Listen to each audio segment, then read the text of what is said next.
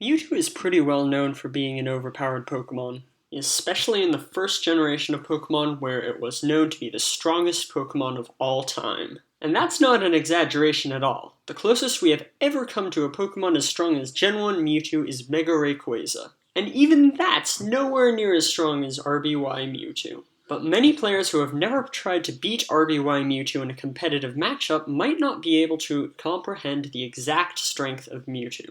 And so today, I want to show people the raw power of Gen 1 Mewtwo using a visualization I've never seen anyone else use. Almost every single change between the first generation and the second generation weakened Mewtwo to the point that it was mortal. First of all, something was added to the game designed to stop Mewtwo in its tracks that didn't used to exist. Pokemon that could beat it. One of the things that makes it so hard to understand how broken Mewtwo was in Gen 1 wasn't simply that its stats were so high, Mewtwo's stats were literally off the charts. Out of the 150 original Pokemon that are not Mewtwo, none of them had the stats or moves to defeat RBY Mewtwo. Gen 2 changed that by adding dark types like Umbreon, which were immune to Psychic. Stronger special walls were also added to the game, most notably Lugia, Ho-Oh, and Blissey.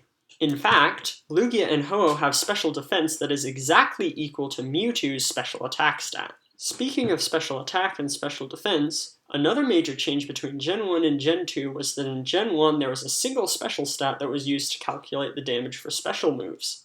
If you used a special move, your special stat boosted its power and your opponent's special stat weakened it. In Gen 2, the special stat was separated into special attack and special defense stats that we still use today. This had two impacts on Mewtwo. First, it made Amnesia into a less powerful move for Mewtwo. Amnesia would boost your special stat by 2 stages, making it effectively a double Calm Mind. This allowed Mewtwo to easily set up until nothing could take its special attacks at all.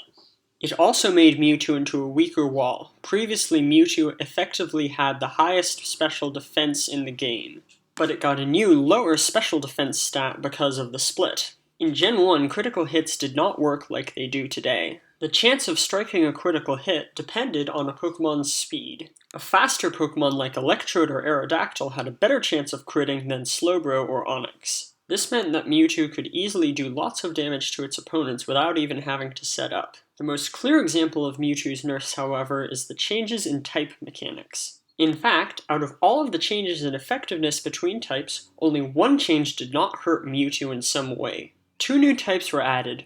One was immune to Psychic and the other resisted Psychic. The strongest Bug-type move changed from Pin Missile with 28 to 70 base power in Gen 1 to Mega Horn with 120 base power in Gen 2. Instead of being immune to Ghost, Psychic became weak to Ghost in Gen 2. And the strongest Ghost-type move changed from Nightshade in Gen 1, which is not affected by weakness and certain resistances, to Shadow Ball in Gen 2, which is. The biggest reason that Gen 1 Mewtwo was so good is that the Pokemon that were used to beat it today did not exist in Gen 1. Today, with 721 Pokemon instead of 151, it's almost impossible for a Pokemon to have no counters in the same way that Gen 1 Mewtwo did. And as more and more Pokemon come out, we may never have such a Pokemon as powerful as Gen 1 Mewtwo.